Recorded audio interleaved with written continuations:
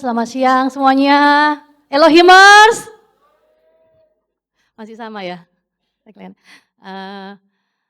Tadi doanya, thank you buat Ko Yohan ya, Yohan yang udah kasih prelude ya. Dan doanya Ko Yohan tuh kayaknya isi khotbah saya, jadi kayaknya udah selesai kalau didoain. Tapi, satu yang tadi dikatakan siapa yang ikut KKR gitu ya. Satu yang, aku dapat gitu ya, yaitu setiap kali Tuhan Yesus mau menyembuhin, Tuhan bilang apa? Tergeraklah hatinya oleh belas kasihan. Hari ini juga Tuhan seperti itu sama kita ya. Tuhan tergerak hatinya oleh belas kasihan. Dia mau kita jadi orang-orang yang teguh di dalam Tuhan, amin. Karena itu Tuhan kasih firman sama kita. Ya, amin. Boleh gak sih kita sekali lagi berdoa, boleh ya? Tuhan Yesus, kami mengucap syukur siang hari ini Tuhan.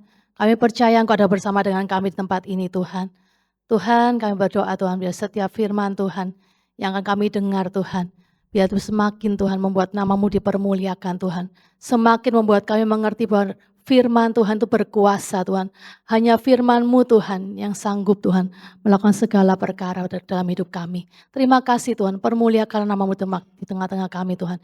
Kami siap mendengar dalam nama Yesus, haleluya, amin. Thank you, pertama-tama thank you, saya bersyukur sama Tuhan Yesus dan juga thank you buat Kak Aldo dan seluruh leader yang ada di tempat ini, udah kasih kesempatan untuk boleh berbagi ya. Yuk, langsung aja, tema yang dikasih ke saya adalah Anchored in God's Word. Ayatnya ada di Kolose 2 ayat 6 ya. Saya tadi nggak ngerti sih kalau ada yang the kompas itu ya, jadi ya entahlah jadinya. Sudahlah gitu. Oke, yuk kita baca lagi ayatnya sama-sama ya, Kolose 2 ayat 6, boleh ya bareng-bareng, 2, 3. Kamu telah menerima Kristus Yesus Tuhan kita, karena itu hendaklah hidupmu tetap di dalam Dia. Aku sudah sempat tanya sama Kak Aldo, apa sih yang diambil dari ayat ini, kok bisa dapat tema Anchored in God's Word, dan Kak Aldo bilang itu yang saya kasih bold ya, hidupmu tetap dalam Dia. Karena kerinduannya Tuhan dan yang disampaikan ke Kak Aldo ya, buat Elohimers, buat anak-anak YYC tempat ini, yaitu supaya hidup kita tetap di dalam Tuhan. Artinya kita tetap teguh dalam Tuhan ya. Kalau boleh lihat ayat berikutnya, dibilang Kolose 2 ayat 7, kita baca bareng-bareng juga ya. Gimana sih caranya supaya hidup kita itu tetap dalam Tuhan? Di ayat 7 dikatakan, hendaklah kamu berakar di dalam Dia dan dibangun di atas Dia, hendaklah kamu bertambah teguh dalam iman yang telah diajarkan kepadamu, dan hendaklah hatimu melimpah dengan syukur. Di sini dikatakan apa? Kalau kita mau tetap dalam Tuhan, syaratnya apa? Berakar dalam Dia dan dibangun di atas Dia. Barulah iman kita akan teguh. Dan di sini saya dapat, Tuhan ngomong ya, Tuhan itu untuk kita bisa jadi kuat, to be strong, kita harus fokus sama yang di dalam. Ya, Tuhan kasih, itu yang Tuhan katakan, berakar dan dibangun itu sama-sama di dalam. Akar nggak kelihatan, bangunan yang dasarnya itu juga nggak kelihatan gitu kan. Jadi kalau kita mau kuat, kita harus fokus sama yang di dalam. Apa yang dalam kita. Nah ini, aku punya pohon kelengkeng dulu ya. Pohon kelengkeng itu udah mati, udah nggak ada daunnya, udah rontok semua. Udah tinggal batang-batangnya doang gitu kan. Sampai mama mertuaku waktu datang ke rumah tuh takut ya, "Ini cepet ditebang nih Yohan," gitu ngomong sama Kojo ya. Karena kalau enggak takutnya roboh gitu kan. Tapi waktu papaku datang dan mau dicoba, meletak gini kan, masih kuat ternyata gitu kan. Nah, dan ini gimana ya kok aneh banget nih, pohon udah nggak ada daunnya tapi nggak bisa dipatahin gitu kan. Nah, ternyata di sebelah situ dia muncul lagi tunas 2 gitu kan, tanaman baru dari pohon ini gitu kan. Kenapa kok bisa kayak gitu? Karena akarnya dalam, ya kan. Akarnya sudah sampai kayak mau ke rumahku nih, makanya mau ditebang gitu kan. Akhirnya ditebang sih sekarang gitu kan. Tapi kalau kamu mau hidupmu kuat, kalau kita mau hidup kita kuat, kita harus pastikan yang di dalam, bukan yang di luar. Amin. Itu bukan tentang kita seberapa sering kita ke gereja, seberapa sering kita ikut care, seberapa sering kita ikut pelayanan, itu enggak menjamin kita jadi orang yang kuat. Yang menjamin kita jadi orang kuat adalah yang di dalam. Yuk kita sama-sama belajar ya. Tentang berakar dan dibangun. Ada dua yang nanti akan jadi hal yang sama ya. Cepat aja kita baca. Dalam Matius 7 ayat 24 sampai 25. Kelihatan nggak ya? Kelihatannya. Oke. Boleh nggak baca sama-sama biar nggak ngantuk ya? Bareng-bareng ya. 2, 3. Setiap orang yang mendengar perkataanku ini dan melakukannya, ia sama dengan orang yang bijaksana yang mendirikan rumahnya di atas batu. Kemudian turunlah hujan dan datanglah banjir, lalu angin melanda rumah itu. Tetapi rumah itu tidak roboh sebab didirikan di atas batu. Lanjut, ayat 26 sampai 27. Tetapi setiap orang yang mendengar perkataanku ini dan tidak melakukannya, ia sama dengan orang yang bodoh, yang mendirikan rumahnya di atas pasir. Kemudian turunlah hujan dan datanglah banjir, lalu angin melanda rumah itu sehingga rubuhlah rumah itu dan hebatlah kerusakannya. Teman-teman, apa yang membedakan dua ini? Apa yang sama dulu? Yang sama apa? Yang sama? Rumah. Terus? Apa lagi? Apa? Banjir. Terus? Apa sih? Kita lihat dulu. Apalagi ayo? Hujan ya kan, ada turun hujan kan, turun hujan, datang banjir, angin juga ada ya kan. Sama kan? Yang beda apa? Yang beda apa? Ada nggak? Yang nggak keras dong suaranya. Apa? Apa? Dasarnya? Maksudku itu kata-kata di ayat itu maksudnya beda apa gitu loh. Dua ayat ini bedanya di mana kata-katanya? Ah? Oh iya betul itu juga sih, beda lagi yang lain. Udah kumpul sih tadi. Yang satunya tuh mendengar, melakukan, yang satunya mendengar nggak melakukan, itu kan bedanya kan, iya kan? Oke, sepakat ya.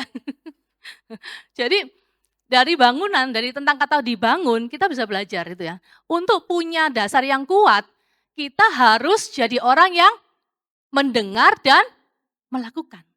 Coba kita sekarang belajar dari kata-kata berakar. Cepet aja ya, agak banyak sih memang. Aku nggak kasih ayatnya ini tapi udah tahu semua dari sekolah minggu mungkin ya. Nah, kasih gambar aja. Di perumpamaan penabur dalam Matius 13 ayat 3 sampai 8 dikatakan ada seorang penabur tuh punya nabur di 4 jenis tanah yang berbeda ya. Yang pertama di pinggir jalan, yang kedua di tanah yang berbatu-batu, ketiga di tanah yang semak duri, yang keempat di tanah yang baik, gitu kan ya. Nah, aku mau bacain, kita baca bersama-sama itu adalah ayat yang tentang artinya aja, gitu ya. Yuk kita baca ya, boleh ya baca sama-sama biar nggak ngantuk semua ya, sampai panjang nih. Matius 13 ayat 18 sampai 19. Nanti lanjut terus ya Mulmet ya. Oke, 1, 2, 3. Karena itu, dengarlah arti perumpamaan penabur itu. Kepada setiap orang yang mendengar firman tentang kerajaan surga, tetapi tidak mengertinya, datanglah si jahat dan merampas yang ditaburkan dalam hati orang itu. Itulah benih yang ditaburkan di pinggir jalan. Lanjut ya, benih yang ditaburkan di tanah yang berbatu-batu ialah orang yang mendengar firman itu dan segera menerimanya dengan gembira. Tetapi ia tidak berakar dan tahan sebentar saja. Apabila datang penindasan atau penganiayaan karena firman itu, orang itu pun segera murtad. Lanjut ya, yang ditaburkan di tengah semak duri ialah orang yang mendengar firman itu, lalu kekhawatiran dunia ini dan tipu daya kekayaan menghimpit firman itu sehingga tidak berbuah.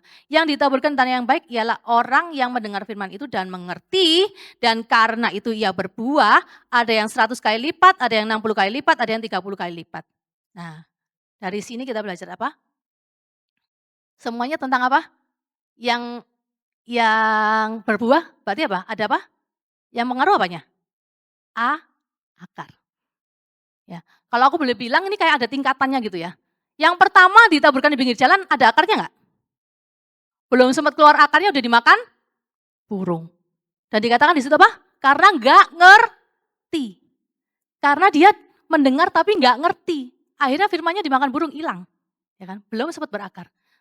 Kita langsung lanjut ke yang berikutnya, yang terakhir ya, yang bisa berbuah. Dikatakan apa?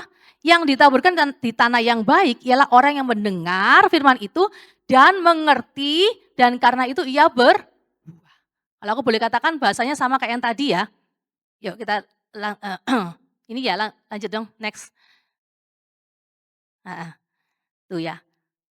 Berakar sama ya. Tadi kita belajar tentang berakar tuh mendengar, mengerti, berbuat tuh melakukan. Anggaplah itu melakukan ya kan. Ada ketaatan, ada yang kita lihat gitu kan. Dibangun juga sama, mendengar dan melakukan. Artinya apa? Kalau kita mau jadi orang yang kuat dan teguh, harus listen and obey. Mendengar dan melakukan. Enggak cukup cuma dengar. Kalau di sini malah ada ngerti.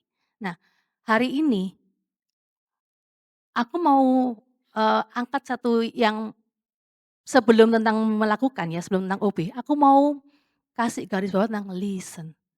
Ya, tentang mendengar. Kenapa? Hal yang simpel sih mendengar gitu kan. Tapi ternyata di dalam Alkitab seringkali Tuhan tuh bilang, barang siapa bertelinga hendaklah ia mendengar. Sering loh Tuhan Yesus bilang kayak gitu. Artinya apa? Enggak cukup cuma dengar. Enggak cukup dengar pakai, enggak cukup punya telinga. Tuhan bilang, siapa yang bertelinga hendaklah ia mendengar. Apa sih artinya? Yuk kita belajar ya sama-sama. Mendengar itu dalam bahasa Grekanya dibilang akouo gitu kan ya. Entahlah benar salah. Penjelasannya more than just auditory perception, to pay attention, understand, consider, obey what is heard. Mendengar dalam bahasa Greka itu artinya nggak cuma dengar gitu ya. Tapi di situ dalam kata mendengar akouo itu terkandung kata-kata mengerti, paham,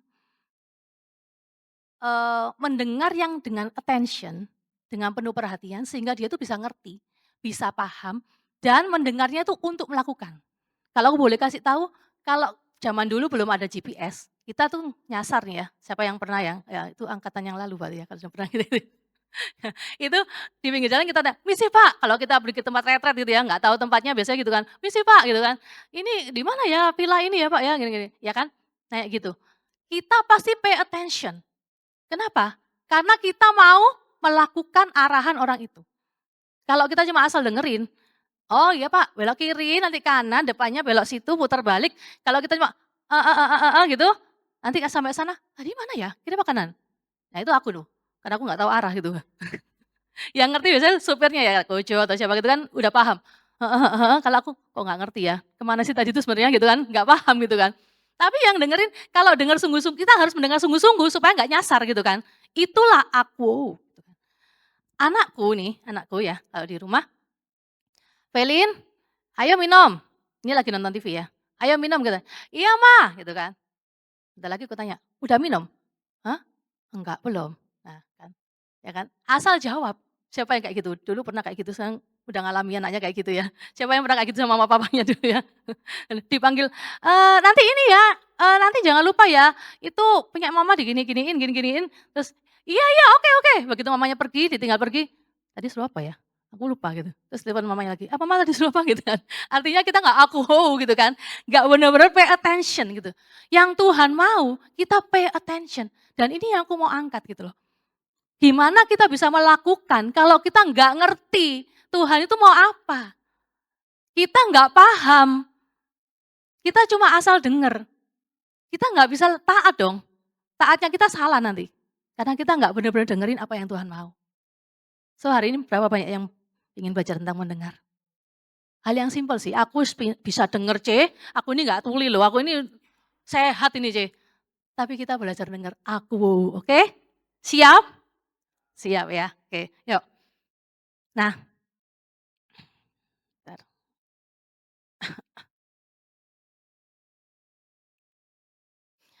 Nah kalau tentang mendengar, apa sih yang harus kita dengar? Berarti kita harus mendengar suara Tuhan.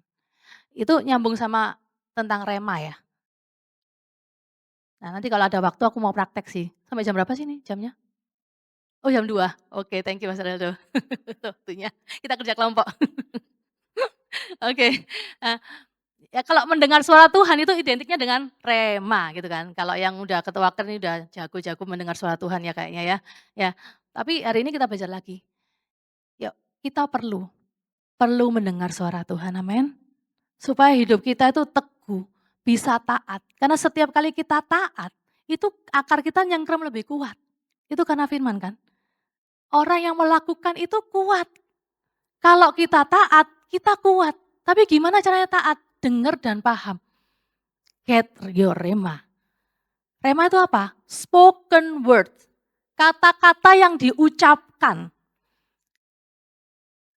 ini ya, tak baca ya. Specific, personally applied word from God that the Holy Spirit quickens to person for a particular time, situation, or direction, distinguishing it from Logos, the general written word of God.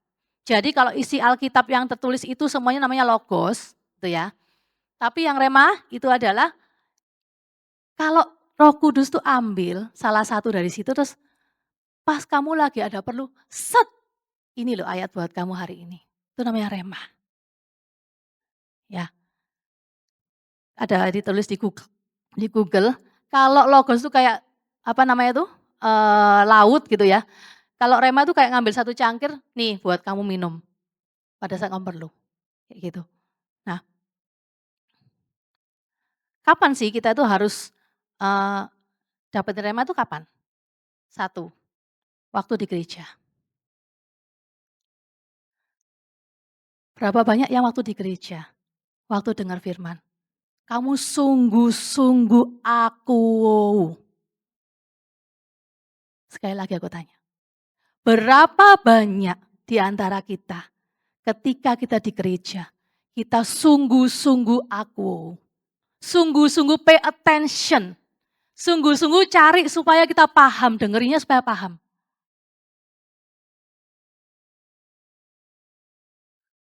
Have you listened carefully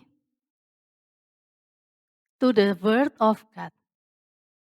Aku sering kali dapat rema bukan waktu firman, tapi waktu pujian. Sering banget. Pas aku lagi nyanyi, pas aku lagi nyembah, Tuhan ngomong sama aku. Teman-teman jangan terlambat datang ke gereja. Jangan kehilangan waktu praise and worship. Karena di situ Tuhan juga bisa ngomong. Dan waktu dengar firman, pastikan kamu datang untuk mendengar. Kamu bukan datang untuk harus ke gereja. No. Kamu datang untuk mendengar. Kalau kamu datang untuk mendengar, Tuhan pasti ngomong. Ya toh? Kamu bisa paham toh orang tuh mau ngomong sama kamu atau enggak? Bisa kan? Males, ya kan? Misalkan ada orang kamu ajak ngomong males, kamu mau enggak ngomong sama orang itu? Halo, oh iya halo, gitu. Terus itu orangnya pergi. Kamu ngomong enggak, lanjutin enggak? Enggak. Tuhan sama. Kalau kita ngarepin dia ngomong, dia pasti ngomong. Kalau kita nggak ngarepin dia ngomong, dia ya nggak ngomong, iya kan? Dia akan bicara sama orang yang mengharapkan petunjuknya dan perkataannya. Aku tantang sih teman-teman nih, aduh. Ini yang khotbah kan bukan Kak Aldo ya kan, Cece Linda ya kan. Bukan pengkhotbah misalkan siapa ya yang keren, Pastor Konghi gitu ya. Bisakah kalian aku? Itu tantang dulu ya, waktu aku nih, zaman remaja nih. Kita diajarin, siapapun yang berkhotbah, siapapun pembicaranya, kamu harus dapat sesuatu. Karena bukan pembicaranya yang kamu hargai, tapi firmannya. Amin? Artinya kamu pay attention bukan sama pembicaranya, kamu pay attention sama Tuhan. Kamu sedang harapin Tuhan ngomong sama kamu. Sekalipun pembicara itu gak bisa ngomong dengan baik, firman itu sudah punya kuasa. Waktu firman Tuhan diberitakan, kalau kamu pay attention, Tuhan akan ngomong sama dirimu. Sering gak gitu? Soal itu saya di gerejanya Kojo itu, gereja kecil. Gereja Kojo itu mamanya Kojo punya gereja itu ya. Ya lebih kecil dari ini gitu ya. Paling kayak 100 gitu. Itu umum ya, di umum itu 100 gitu. Tapi aku sering kali diberkati dengan praise and worship-nya. Tuhan bicara sama aku, dikuatkan. Gak tergantung siapa yang di depan, tergantung sikap hati kita. Aku tanya sama kalian, ketika kalian datang dari rumah, apakah kalian mengharapkan sesuatu? Atau kamu datang cuma, ya aku datang karena hari Minggu. Atau kamu eager, kamu kepengen dengar suara Tuhan. Kamu kepengen dapetin lawatan Tuhan hari itu.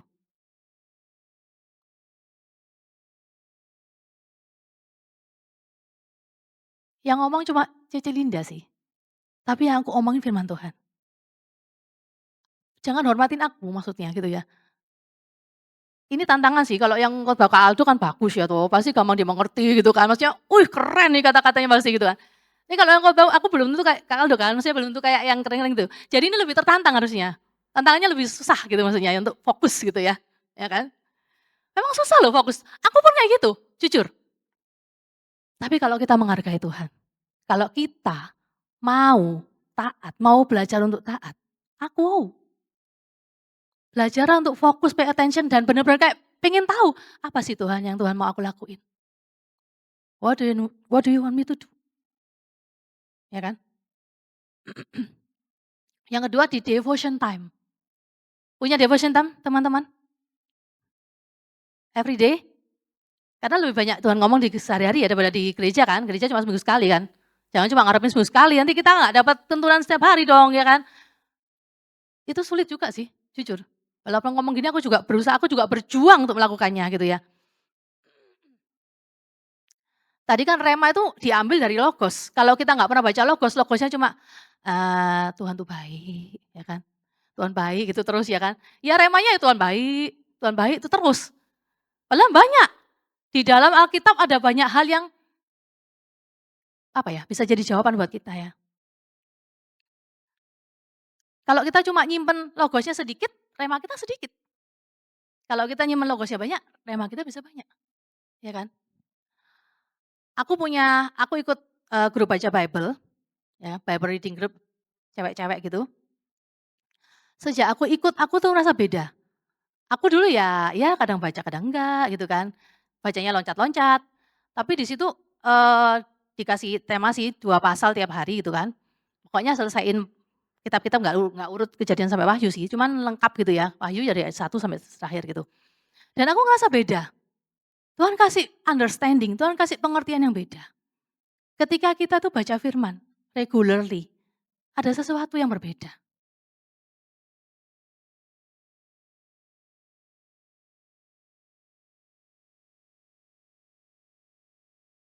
Di care-nya ini enggak, diajarin untuk itu enggak? Di care? Belajar mendengar suara Tuhan kah di care? Sate? Zaman dulu soalnya sate, bukunya tolong dikumpulkan, kalau dulu pakai buku ya soalnya. Tolong kumpulkan bukunya, mana tulis sate, sudah 1. Soalnya kalau kita bareng-bareng sama grup itu beda. Aku sih ya, di grupku baca Bible tuh nggak cuma baca, soalnya kita harus setor rema. Begitu aku setor remaku A, remanya orang lain B, aku belajar, oh bisa gitu juga ya remanya ya. Artinya bisa gitu juga ya firman ini. Dan itu menguatkan sih. Ya aku bilang, mungkin kalian bisa melakukannya. Karena di dalam grup, dalam care, kalian bisa saling membangun dengan cara kayak gitu ya. Oke. Dan yang ketiga anytime. Aku sering kali dengar Tuhan tuh lagi, kalau aku ya, cuci piring.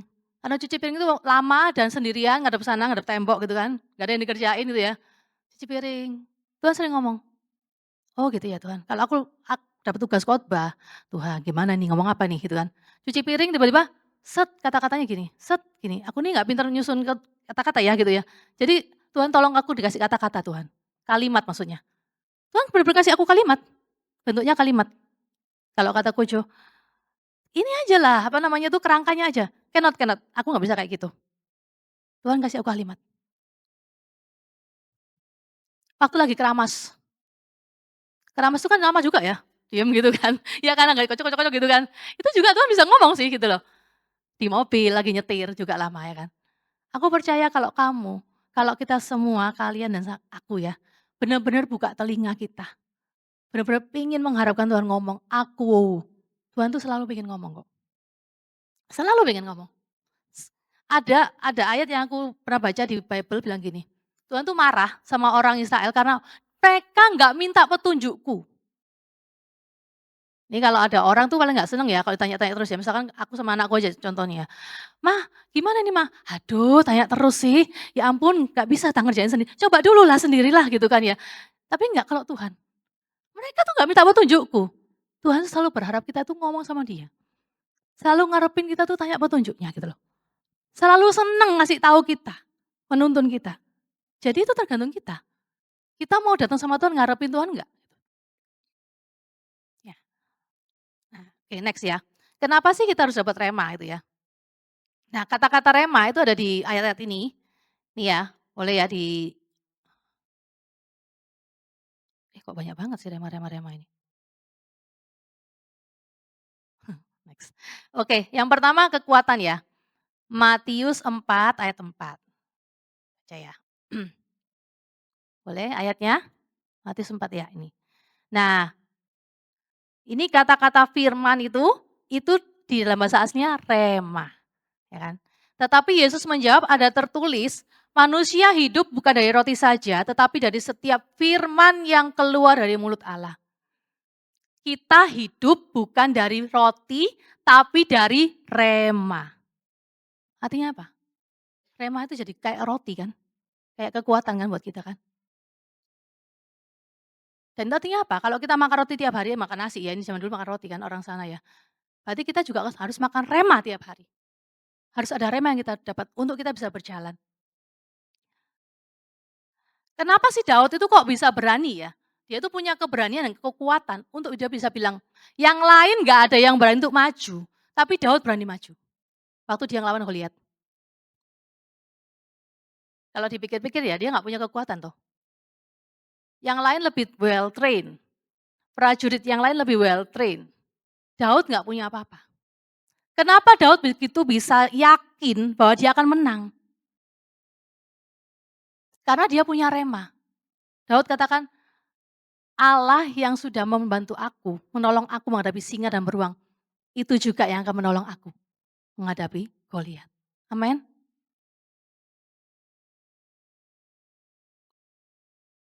Kalau kamu pengen hidupmu beda, ya kan?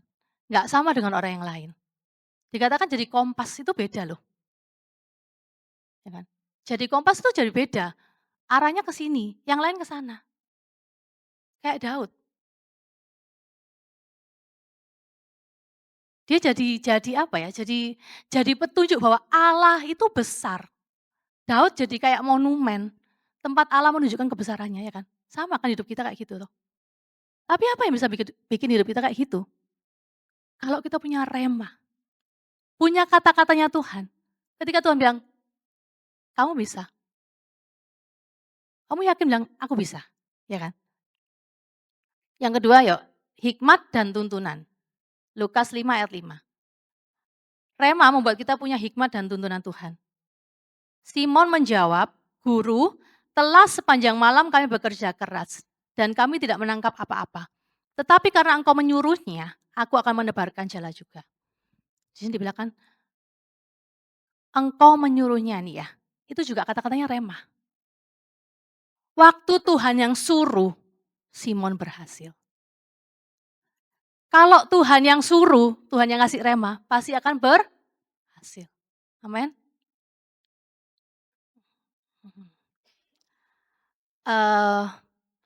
Aku pernah ngalamin ini. Jadi harus bekerja sama dengan orang yang sulit. Ya, mungkin kalian pernah nggak kayak gitu ngalami, harus bekerja sama dengan orang yang sulit gitu kan.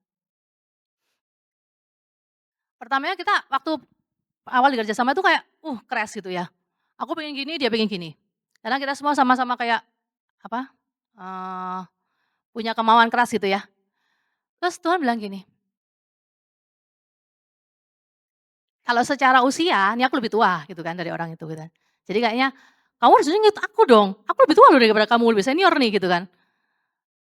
Tapi terus Tuhan tuh kayak speak dalam hatiku ya, Tuhan tuh ngomong kayak gini, eee, "Serve."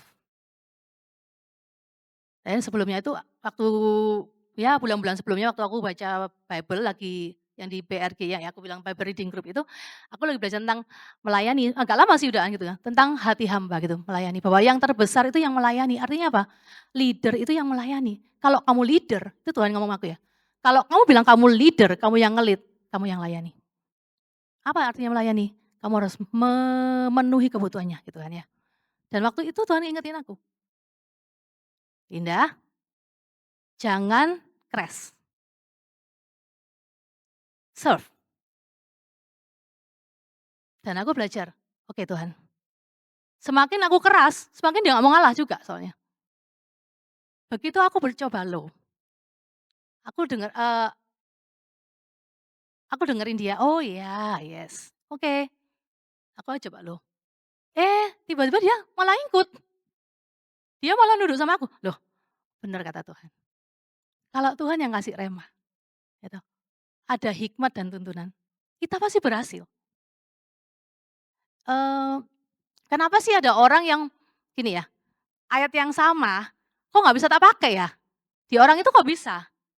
Kenapa? Karena Tuhan kasih rema sama orang itu, ngerti ya maksudnya ya? Rema itu personal gitu loh, nggak bisa dipakai, "Oh kalau gitu kalau Yunita dapatnya rema gitu, sama nih aku juga," gitu ya. Tapi kalau kita nggak benar-benar yakin, rema itu bikin kita yakin kan, gitu loh. Kalau kita nggak dapet remanya, kita nggak bisa ngalamin kemenangan kayak orang itu. Sama seperti kalau Tuhan tuh ngomong sama Petrus kan, nggak ngomong sama Yohanes atau Andreas kan. Tuhan ngomongnya sama Petrus kan, "Petrus, tebarkan jala." Jadi Petrus yang berhasil dapat ikan. Kalau misalnya Andreas begini, "Oh kita tebarkan jala juga besok ya." Berarti kan suruh jam segini, besok kita tebarkan lagi kayak Tuhan bilang ya, pagi-pagi jangan malam-malam. Kemarin Petrus pagi-pagi dapat banyak ikannya, besoknya dia ke situ pagi-pagi dapat nggak? Dapat nggak kira-kira? Nggak. Kenapa? Beda. Rema itu spesifik personal, ya kan? That's why kita harus dapetin rema kita. Kita nggak bisa ngikut remanya orang. Yang ketiga, senjata. Kata rema juga ada di Efesus 6 ayat 17 dibilang, "Dan terimalah ketopong keselamatan dan pedang roh," yaitu firman Allah. Kata-kata firman di sini adalah remah, ya. Kalau kita nggak punya rema, kita nggak punya senjata. Rema itu kayak kita lagi nabung anak panah di dalam tabung panah kita. Dan waktu kita lagi perlu, kayak Yesus ya, dicobai iblis, cetas, cetas, cetas, musuh kita mati. Kalau kita nggak pernah dapat rema, kita nggak punya simpenan anak panah. Kita nggak punya senjata. Baru-baru ya tahun inilah ya, mmm, suamiku ya Kojo itu kan lagi bangun bisnis ya, dan itu ya namanya juga lagi membangun, up and down. Ya di awal bisa kayak gitu ya, belum yang wah langsung gitu. Dan ada hari-hari, ada saat-saat di mana, eee, tidak menguntungkan. Jadi harus kayak sampai keluar tabungan kita harus keluar kayak gitu kan, dan itu cukup banyak gitu kan. Dan aku sampai, "Tuhan," aku ya otomatis khawatir ya gitu kan, khawatir. Sampai kayak kayak kadang-kadang hampir hampir hopeless gitu ya. Tapi aku datang sama Tuhan, "Tuhan, Tuhan yang ngerti hatiku," gitu. Dan di situ Tuhan ngomong, Tuhan ingetin aku kata-kata gini, ada ayat di 1 Timotius kalau nggak salah, "Asal ada makanan dan pakaian, cukuplah." Waktu Tuhan bilang kayak gitu aku, "Iya ya Tuhan, kenapa kok aku khawatir?" Tuhan bilang, "Orang lain ada yang nggak punya tabungan, kamu masih punya tabungan, berarti kamu masih masih bisa hidup. Kamu masih punya rumah, masih punya HP, masih punya mobil yang kalau kamu nggak punya uang kamu bisa jual. Kenapa kamu khawatir?" Dan kalau Tuhan yang ngomong itu tenang. Kojo pun kayak gitu. Waktu aku Kojo, "Aduh gimana ya gini gini gini kan." Aku sampein sama Kojo yang aku dapat gitu loh. Sudahlah, give thanks kalau masih bisa kuat, kalau masih bisa kita bersyukur sampai hari ini itu karena Tuhan. Bener itu. Firman tuh yang nopang kita. Makanya nabung rema. Karena iblis suka suka suka apa, mmm, apa sih namanya itu, suka melawan kita ya, suka salah, heeh? Iya, menyerang menyerang ya, betul menyerang. Suka menyerang kita gitu, lemparin anak panahnya dia kan, gitu kan. Kayak tadi, Tuhan tuh nggak setia. Tuhan udah janji kan, gini gini gini. Mana buktinya? Ya usahamu nggak berhasil yang seperti yang diharapkan kan. Tapi dan tapi kalau kita punya rema, kita bisa lontarin anak panah kita. Enggak, Tuhan tuh setia. Berapa hari ini Tuhan bilang sama aku tentang terus kata-kata tentang nantikanlah Tuhan. Itu yang aku dapat ya. Nantikanlah Tuhan, nantikanlah Tuhan. Dan aku percaya Tuhan itu Allah yang layak dinantikan. Aku bilang, "Tuhan, buat kami kuat. Teman-teman, mungkin kalian mikir, "Aduh, kalau aku kasih waktu buat dengar firman atau sate agak lama-lama, aku nggak bisa, aku banyak hal yang harus kerjain, aku sibuk." Aku mau katakan ya, time spent in God's word never wasted, never wasted. Dari dulu aku waktu seumuran kalian sampai sekarang aku umur segini, firman tuh yang nopang aku. Dulu waktu zaman masih, apa ya, usia ABG-ABG ya, masih emotionally up and down gitu ya, kalau seneng-seneng banget, kalau sedih-sedih banget gitu kan. Terus habis itu masalah percintaan-percintaan itu kan ya kan, I always run to word. Aku ingat ada lagu, "Dan ku berlari padamu, pada firman-Mu." Aku belajar lagu ini tuh. Setiap kali aku ngerasa, "Tuhan, aku jengkel sama orang ini." Cari jawabannya di firman. Dan Tuhan bilang apa? Tuhan ajarin aku, sampai sekarang aku masih inget, karena itu rema. Rema itu bikin kita pasti inget, ampuni, doakan orang yang berbuat jahat sama kamu, ya kan, ampuni, berkatilah. Dan itu yang kulakukan, aku belajar dari sejak aku muda. Never wasted, it is eternal investment. Sampai sekarang pun kalau aku dilukai orang, aku belajar lakuin itu. Dan Tuhan sudah bikin aku berkemenangan di situ, maksudnya aku belajar, aku senang ya gitu loh, karena rema itu bikin aku bisa melakukan dan berkemenangan. Dan semakin kita melakukannya, semakin kita tertanam dan akhirnya kita semakin mudah, karena kita tahu hasilnya, gitu ya. Ada lagi ayat, aku ingat waktu itu biasa ya, ya tadi aku bilang up and down-nya banget gitu. Aku ingat ada ayat bilang gini, "Kalau bukan Tuhan yang menolong aku, nyaris aku diam di tempat sunyi." Kalau nggak salah itu di Mazmur ya. Ya itu sebagai seorang ABG itu merasa, "Ya Tuhan, terima kasih Tuhan karena Tuhan mengasihi aku," gitu kan. Biasanya itu emotionally labil gitu kan. Kalau bukan Tuhan yang nolong aku, mungkin aku sudah sedih pol gitu ya, kayak gitu. Nah, oke. Teman-teman kalau kita punya rema, rema itu kayak gini nih, di Mazmur 37 ayat 31 dikatakan, "Taurat Allahnya ada di dalam hatinya, langkah-langkahnya tidak goyah." Di versi The Message dikatakan, "His heart pumps God's word like blood through his veins. His feet are as sure as a cat's." Lucu banget ya waktu aku baca ayat ini, kok bisa sih ada kayak gitu ya. Tahu nggak sih ketika kita punya rema, itu kayak firman Tuhan tuh ngalir dalam jadi darah gitu ya. Kenapa? Kalau kita rema tuh keinget terus. Pulang dari sini, siapa yang ingat khotbahnya Tena minggu lalu? Ada? Atau 2 minggu lalu Teda? Atau yang bulan-bulan lalu lah, ada?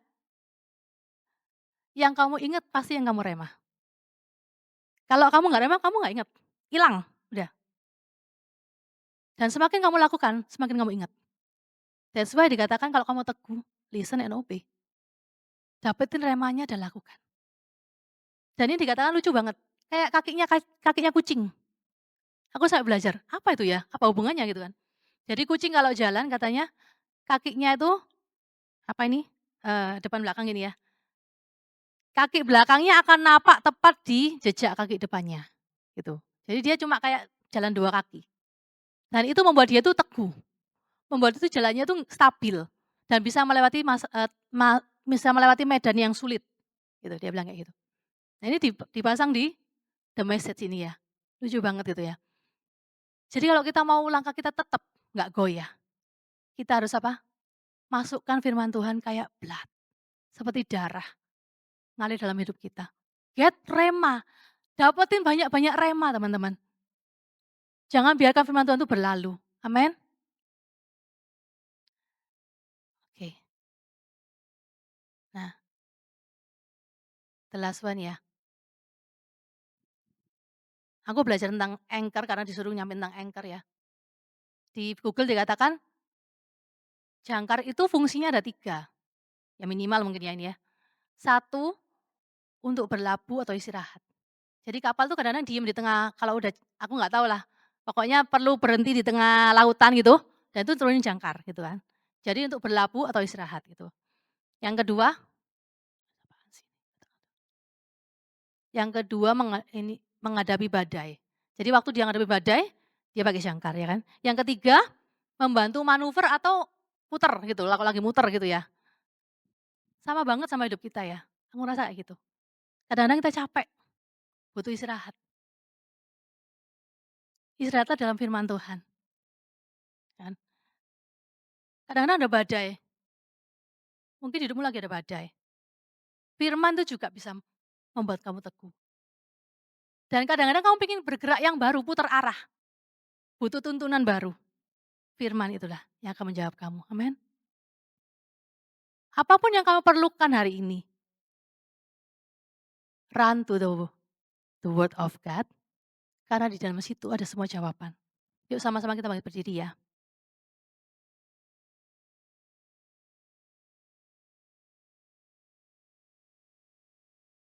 Nggak bisa praktek nih, udah jam 12.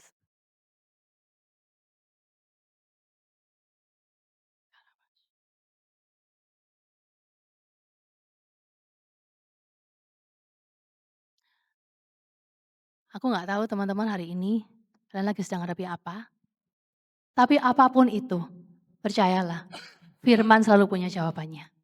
Amin. Run to his word. Kalau kamu punya masalah, number one, cari firman, cari Tuhan. Gak ada yang bisa menandingi perkataan Tuhan. Perkataan orang sehebat apapun, perkataan pastor sehebat apapun, kalau bukan Tuhan yang ngomong sama kamu, nanti gak ada artinya. Udah sering gue alami. Kalau lagi punya masalah datang sama temen kan ya, biasanya ya. Aku lagi gini gini gini. Mereka sih, iya, oh gini gini gini. Contoh aja lah, aku kalau anu kan suka takut ya, Cil ya, itu kan saya suka, "Cil, semangat Cil," semuanya pasti bilang gitu. Tapi hanya kalau Tuhan yang ngomong, semangat, kamu pasti bisa. Hanya kalau Tuhan yang ngomong satu kata, itu bisa apa? Menghidupkan kita, amin. Get your rema. Hari ini, apapun yang sedang kamu alami, entah kamu lagi lelah, butuh beristirahat, entah kamu lagi hadapin badai, entah kamu lagi butuh tuntunan Tuhan, yuk datang sama Tuhan.